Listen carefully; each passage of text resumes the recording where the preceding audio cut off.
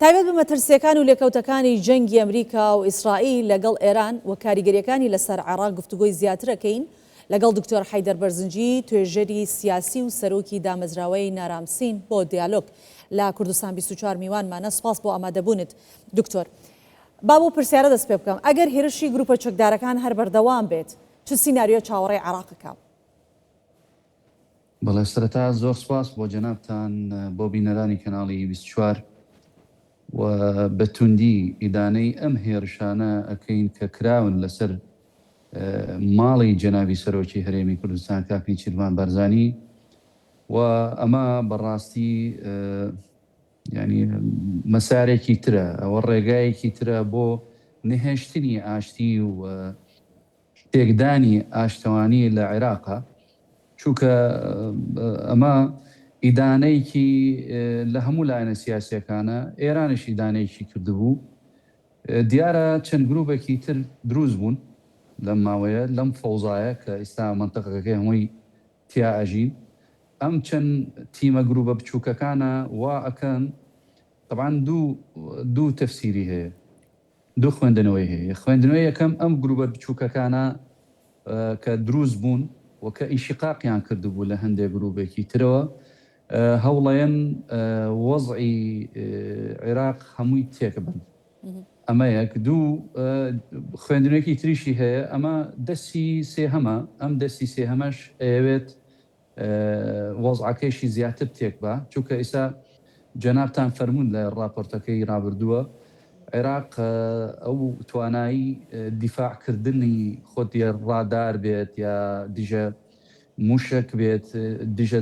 فرۆکەی بێفرۆکەوانی بێت نیەتی. بەڵام بەداخەوە کێ وای کردبوو کە عێراق نەیبێت؟ یەکەم فەسادە بەسەراحەت، چونکە بە درێژایی چەند ساڵی ڕابردوو ئەیان توانن سیستمیکی بەرگری وەربگیرێن، بەڵام هەم خلافی سیاسی هەبوو، هەم ئەو فەسادش کە بەداخەوە لە چەند ساڵی ڕابردووە. ئەمە لەم کات و ساتە حەل ناکرێ، ئەبێ بەجددی دایلۆکی لەسەر بکرێ لەگەڵ هەموو لایەنە سیاسیەکانە، ئەبێ ئەم دیمەنانە دووبارە نەبێتەوە، ئەبێ پێناسەی عەلاقات لەگەڵ ئەمریکا یاخود لەگەڵ ئێرانە لە عێراق هەویەیەکی تایبەتمەندێکی هەبێت وەکو وڵاتەکانی تر نییە. هەیە بە دوژمنی خۆی ئەزانێت ئەمریکا، هەیە بە برادری خۆی ئەزانێت، هەیە بە حەلیفێکی استراتیژی خۆی ئەزانێت. لەولاش سەیرەکەی ئەمریکا بەردومانی بارێگاکانی دیفاع و حەشدی شعبی ئەکەن. بەڵام ئمڕۆ دوێنێ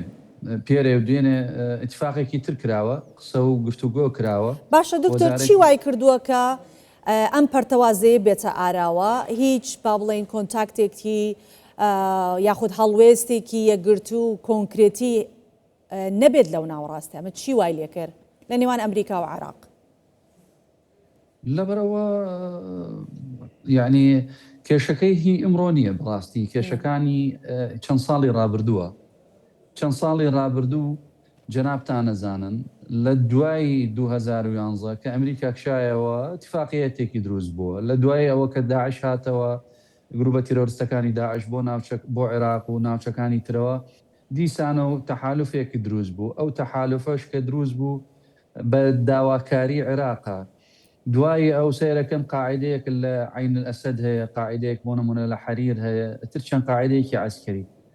ئەوش دوو خوێندنەوەی هەیە. یەکێکیانڵێ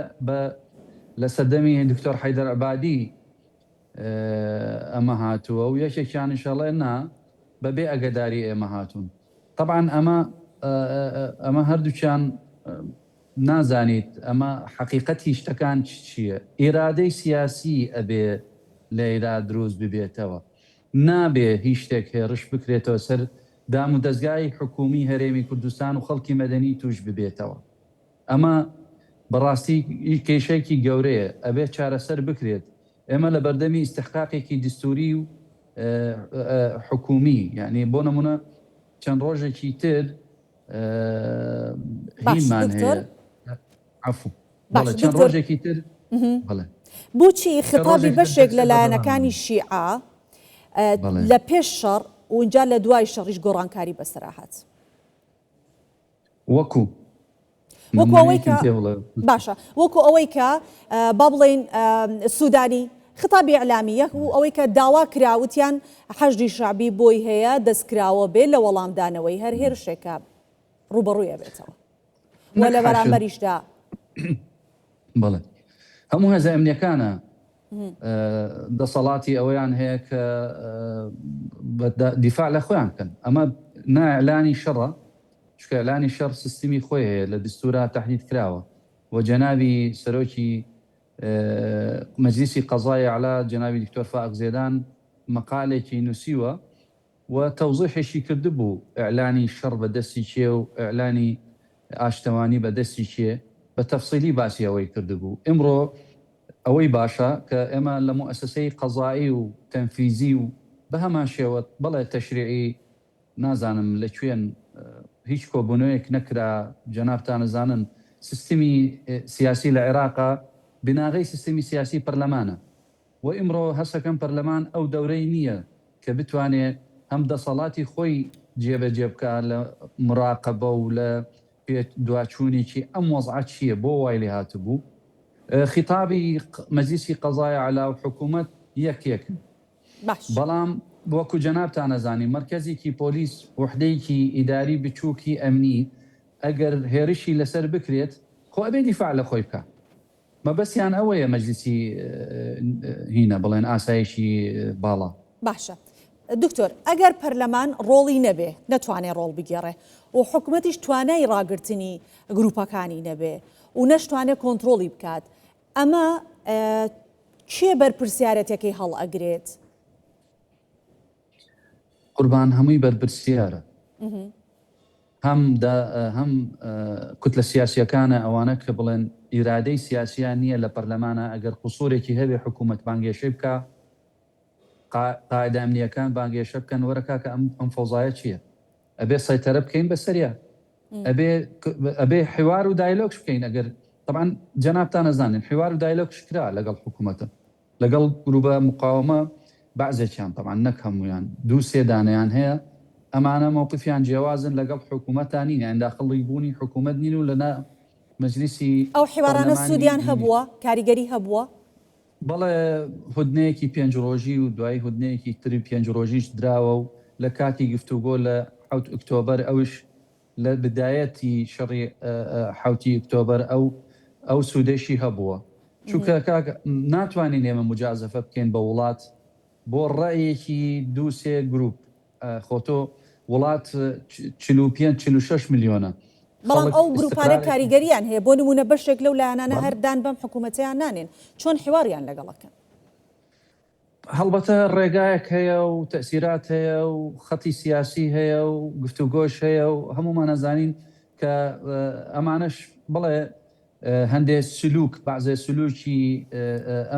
ئەم گروپانە تازانە کە دروست بوون سلوکێکی ناقانونیە و هەسەک ئەکرێت کە زەرەرێکیان زیاترە بۆ سەر ئاشتوانی عێراق و ئەمن و استقرارەکەی چیان لەگەڵا ئەکرێت دەڵێ تۆ ئەتەوێ عێراق سیادەیەکی هەبێ ئەتەوێ مستەقر بێ ئەتەوێ لێ نەدرێت ئەتەوێ استقرار بێت بە ئەمە ئیشی ئێمەیە وەزیفەی خۆمانە بە خۆمان بیکەین بەڵام ئەبێ مەجال بیت و ئەبێ مەساحەک بیت تۆ نەڕۆیت هێرش بکەیت لەسەر خەڵکی دام و دەستگای مەدەنی و حکومی لە کوردستانە بڵێ باشە ئەو بەرەیە بەرەی مقاومەیە یا بەرەی دژە کوردستانە بۆ هێرشەکەنە سەر کوردستان ئەوان بردومانەکرێن و هەرێمی کوردستانیش بردومانەکرێت طبعا ئەمەش دوو شتی هەیە لێرە ئەمە دوو ڕێگای هەیە حەقدێکی بەداخەوە حەقدێکی نەتەوەیی حەقدێکی سلوکی بەرامبەری بۆ نمونە حکوومەتی هەرێم و ئەمەش غەڵەتە و هەیە ئەڵێ من بەردومانی لاەنە عسکەریەکانە کە وجودێکیان هەبێت ئەمریکیەکانە لەوێن هەر بارێگایەکی ئەمریکی من بەردومانیانەکەم و پەیوەندی دارم نییە بە دام و دەستگای حکومی و خەڵکی مەدەنی کوردستان و استیدافی هەرێمی کوردستان ناکەم ئەمە یەک دوو ئەوەش کە پێم وتویت بەداخەوە نەخیتابی ئەعلامی دژ بە کوردستان و بە کۆمەڵی سیاسی کوردستان ئەمە سبینێ ئێمە دانیشین لەسەر یەک مێز و قسە ئەەکەین و گفتوگۆەکەین ئەم خیانەتکردنی یەکترین بەڕاستی ناگەینە نەتیجە و ئەبێ ئەمەش نەمێنێ بەڕاستی هەر زۆر بەی فوت لە سیاسەکانی بە تایبەتی چوارچەوەی هەماهەنگی ئیدانەی ئەم ئیش و کارانە ئەکرێت و قبوڵیشی ناکەن کە بە ئەم استهدافانە لەسەر هەرێمی کوردستان و بە تایبەتی دوێنش کە جەنابتان بینیوتانە ئێمە نامانەیە مەوزوعەکە ئەوە زیاتر گەورە ببێتەوە بەس هیوادارم خۆتە زانی وەزعەکەی و منطقەکەی هەمووی ئاڵۆز بۆ و هەمووی لە ناو شەڕایە هیوادارین بەم زووتری کاتە حکوومەتێک تەشکیل بکرێت توانایکی ئەوەی هەبێ ئەم کۆمەڵە سلوکانە بوەستێنێت. ئێمە سپاس دەکەین دکتۆر حەیدەر بەرزنجی توێژەری سیاسی و سەرۆکی دامەزراوەی نارامسین بۆ دیالۆگ میوانی کوردستان 24 بووی. سپاس بۆ ئامادەبوونێت.